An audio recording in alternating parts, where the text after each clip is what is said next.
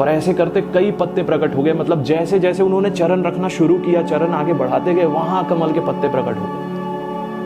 और इस प्रकार से उनके नियम की रक्षा हुई कि उनका पैर गंगा जी में स्पर्श हुआ ही नहीं। और यह लीला देख के सभी शिष्य इतने मुग्ध हो गए, इतने भावुक हो गए, सबके नेत्रों से अश्रुपात हुआ। और गुरुजी ने शिष्य को गले लगाया और उन्होंने बोला कि आज से तुम्हारा नाम पाद पद्माचार्य है। जय राधा माधव। यकीन मानिए, गुरु की कृपा आपको लिफ्ट की तरह भगवत प्राप्ति कराएगी।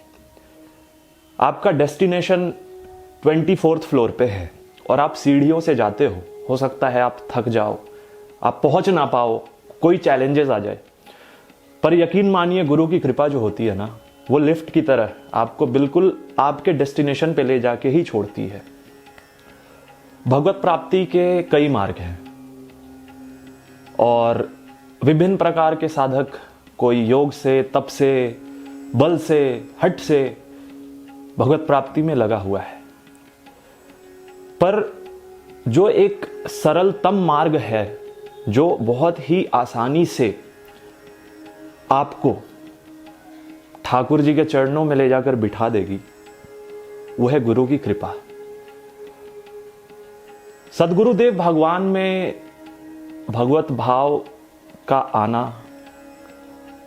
आप अगर अपने गुरुदेव में ठाकुर जी को देखते हो, भगवान को देखते हो, तो यकीन मानिए, ये मैं नहीं कह रहा, ये हमारे दिव्य भक्तमाल ग्रंथ में बहुत सारे चरित्र ऐसे हैं जिसको आप पढ़ोगे, आप सुनोगे तो आप समझ पाओगे कि हाँ, ये सच है, ये सच्चाई है कि अगर आपकी निष्ठा अपने गुरुजन में ऐसी हो जाती है, आप उनको भगवत स्वरूप देखने लगते हो, तो यकीन मानिए आप भगवत प्राप्ति के बहुत ही नज़दीक हो।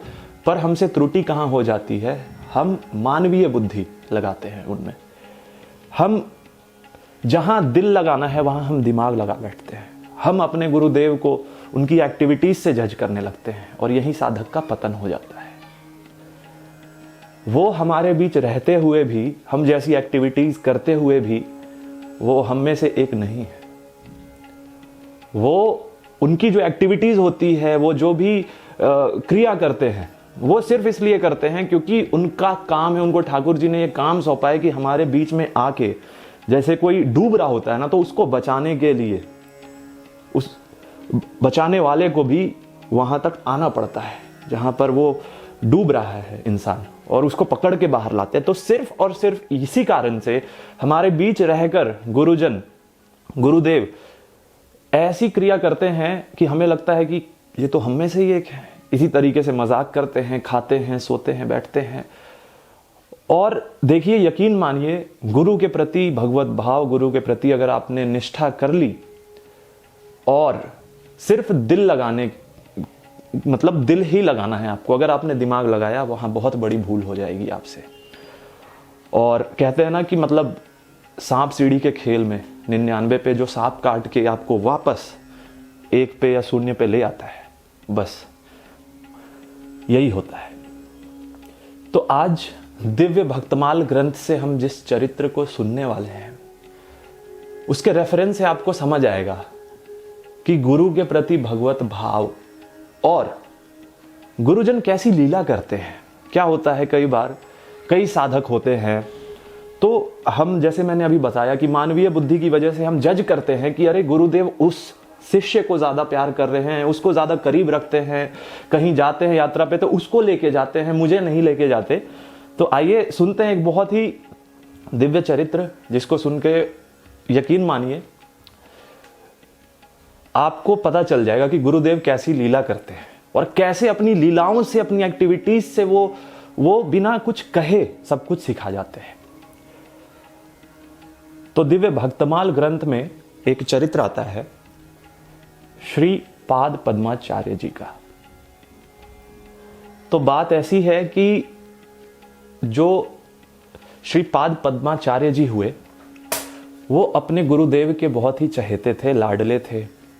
और इन चीजों को देख के, इन बातों को देख के, और जो शिष्य थे उनको लगता था कि आखिर ऐसी क्या बात है इसमें जो गुरुदेव हमेशा इसको हमेशा अपने साथ रखते हैं, किसी यात्रा पे ले जाते हैं तो इसको लेकर ही जाते हैं, या फिर मतलब ऐसा होता है, ये मानवीय बुद्धि की वजह से होता है।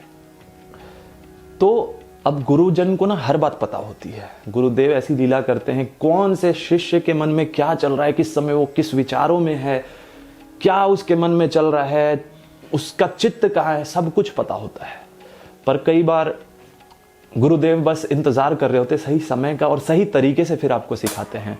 और यकीन मानिए, गुरुदेव जब आपके अंदर से उन वृत्तियों को सुधारते हैं, अहंकार को खींच के फेंकते हैं, फिर वो ऐसा दिन होता है जिस दिन हृदय परिवर्तित हो जाता है।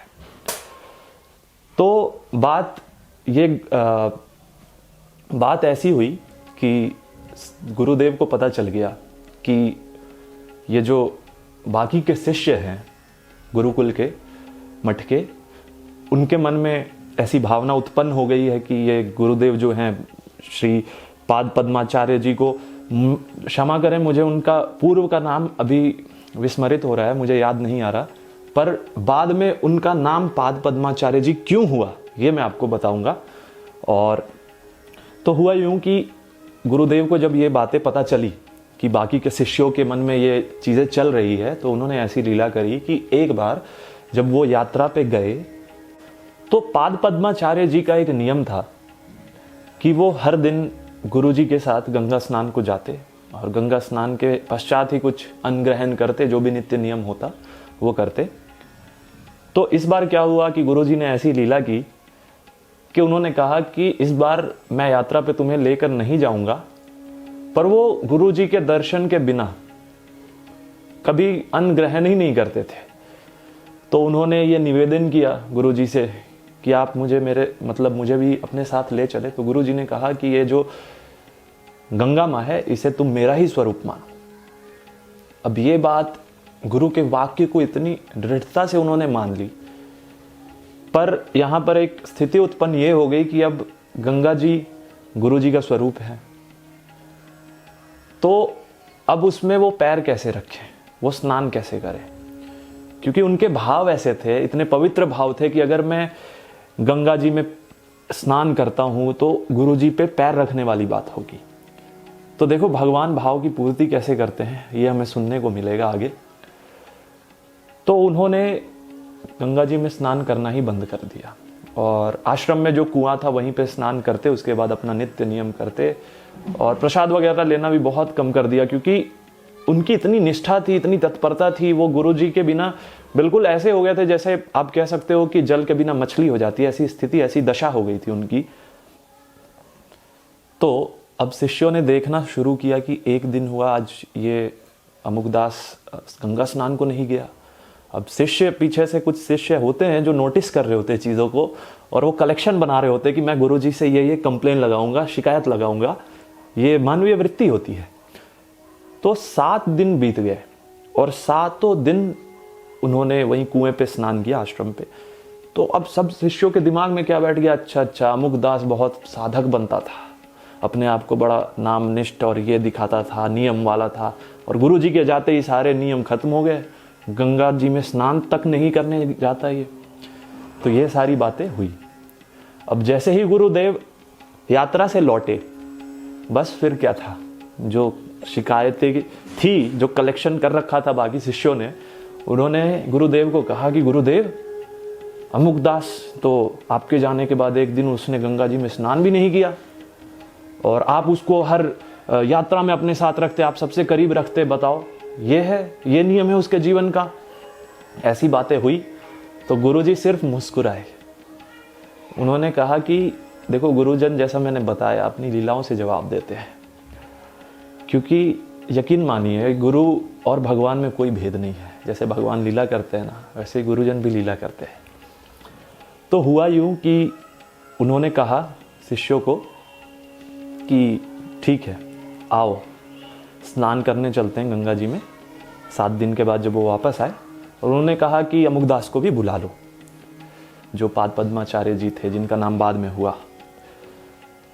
तो अब क्या है कि गुरुजी के साथ बाकी शिष्य आए, और अमुकदास भी आए, और गुरुजी ने बोला, जब सब पहुंच गए गंगा तट पे, तो पाद पद्माचार्य जी के मन में ये बात चल रही थी कि अब मुझे प्रवेश करना पड़ेगा, मुझे पैर रखना पड़ेगा गंगा जी में, पर ये तो मेरे गुरु जी का स्वरूप है, तो मैं क्या करूं। बहुत विकट स्थिति उत्पन्न हो गई, मतलब उनका मन विचलित हो गया बिल्कुल कि अब मैं क्या करूं, आखिर ऐसा धर्म संकट है, मैं क्या करूं। तो उन्होंने क्या किया कि अब गुरुजी लीला कर रहे थे, तो उन्होंने बोला कि अमुकदास, मेरा अचरा लंगोट और ये वस्त्र लेके मुझे पकड़ाओ, मतलब आके मुझे दो। गुरुजी जब स्नान कर ले उसके बाद ऐसा उन्होंने बोला। तो उन्होंने मन में वहां पे भी, उस परिस्थिति में भी गुरुजी को प्रणाम किया और अंतर हृदय से पुकारा, गुरुदेव आप मेरी नियम की रक्षा करो, आप मेरी सहायता करो। और ऐसी पुकार हृदय से निकलते ही क्या हुआ, ये बहुत ही अद्भुत है। जैसे ही गुरुजी को प्रणाम करके उन्होंने पहला कदम बढ़ाया गंगा जी में, तो कमल के पत्ते होते हैं ना, बड़े बड़े पत्ते होते हैं, तो उनका पैर जैसे ही गया गंगा जी में, वहां एक बड़ा पत्ता, कमल का पत्ता प्रकट हो गया वहां पे। और ऐसे करते कई पत्ते प्रकट हो गए, मतलब जैसे जैसे उन्होंने चरण रखना शुरू किया, चरण आगे बढ़ाते गए, वहां कमल के पत्ते प्रकट हो गए। और इस प्रकार से उनके नियम की रक्षा हुई कि उनका पैर गंगा जी में स्पर्श हुआ ही नहीं। और यह लीला देख के सभी शिष्य इतने मुग्ध हो गए, इतने भावुक हो गए, सबके नेत्रों से अश्रुपात हुआ। और गुरुजी ने शिष्य को गले लगाया और उन्होंने बोला कि आज से तुम्हारा नाम पाद पद्माचार्य है। तो देखिए, शिष्य का गुरु के प्रति निष्ठा, गुरु के प्रति भगवत भाव, उसका नियम, और उसकी रक्षा किसने की? सद्गुरुदेव भगवान ने की। और एक बाण से कई शिकार वाली बात होती है ना। इधर बाकी के शिष्यों को समझ आ गया कि गुरुजन क्यों उससे इतना प्रेम करते हैं, क्यों उसको हर यात्रा पे लेके अपने साथ जाते। कोई सत्संग की जरूरत नहीं पड़ी, गुरुजी ने अपने लीला से सब कुछ बता दिया। और पाद पद्माचार्य जी के नियम की रक्षा कैसे करी गुरुजी ने। तो इससे हमें यही सीखने को मिलता है कि गुरु के प्रति भगवत भाव रखें। और यकीन मानिए, गुरु जन में, सद्गुरुदेव भगवान में और भगवान में बिल्कुल भेद नहीं है। कई चरित्र ऐसे आते हैं भक्तमाल में, जो मैं आगे आपको बताऊंगा, जिसमें कई साधकों ने, कई भक्तों ने गुरुजन में ही सबसे पहले भगवत दर्शन किया, बाद में उनको भगवान के दर्शन हुए। तो आशा करता हूं आपको ये चरित्र अच्छा लगा। और मुझे क्षमा करे, शब्दों का उतना ज्ञान मुझे है नहीं, तो जैसे एक नॉर्मल लैंग्वेज में मैं आपसे कोशिश करूंगा कि जो चीज़ें मुझे सद्गुरुदेव भगवान के द्वारा प्राप्त हुई है, जो चीज़ें मैंने पढ़ी है, वो मैं आपको बताऊं, आपसे शेयर करूं, और मिलकर इस साधन पथ पे आगे बढ़ेंगे, एक दूसरे की सहायता करते हुए। तो आज के लिए इतना ही। आप सभी भक्तों के, साधकों के चरणों में प्रणाम। जय जय श्री राधे।